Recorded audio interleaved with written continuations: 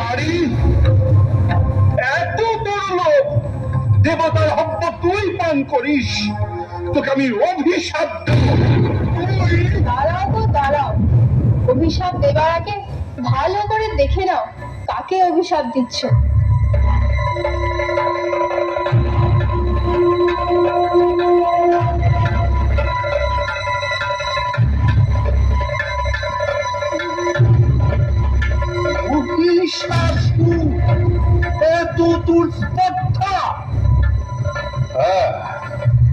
আমি মহিষাসুর। বলুন, কি অভিশাপ আপনি আমায় দেবেন? তুই নারী সেজে আমাকে যে প্রতারণা করেছিস, সেই নারীর হাতেই হবে তোর মৃত্যু।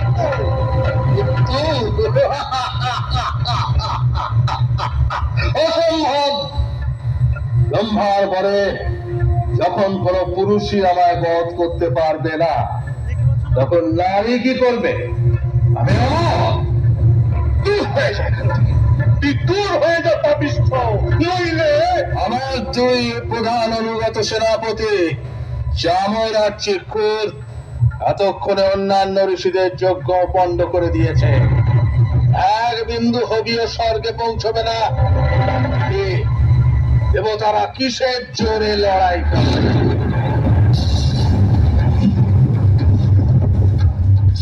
মহিষাসুরের দাপটে স্বর্গে সব ছারখার, চারদিকে ত্রাহি ত্রাহি রং।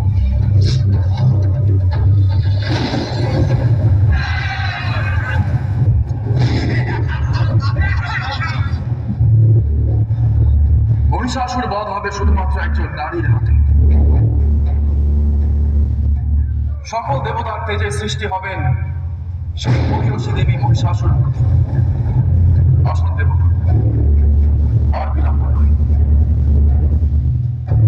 সৃষ্টি হোক মহিষাসুর বধে।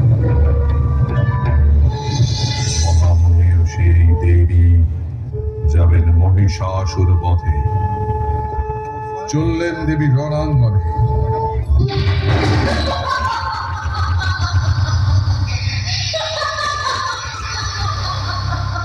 কে এই অপরূপ?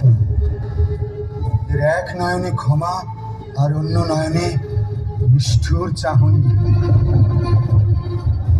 সিংহবাদ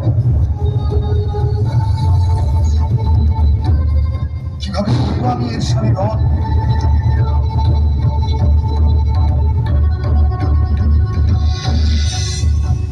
হে মোহিনী, সর্বাঙ্গ সুন্দর, তোমার রূপে আমি মুগ্ধ। এসো এসো আমার সঙ্গিনী হও। মূর্খ অসুর, তোমার এত বড় ধৃষ্টতা যে তুমি কামনা করো কামনা করো তারে যার হাতে তোমার মৃত্যু। মৃত্যু? নারী তুমি, আর মারবে মহিষাসুরকে? ক্ষীণ বল, বুদ্ধিহীনা অপরূপ।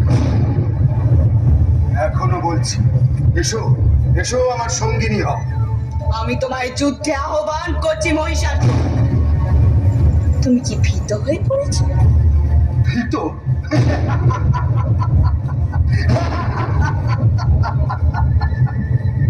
সময় আগত মহিষাসুর, যুদ্ধে প্রবৃত্ত হও।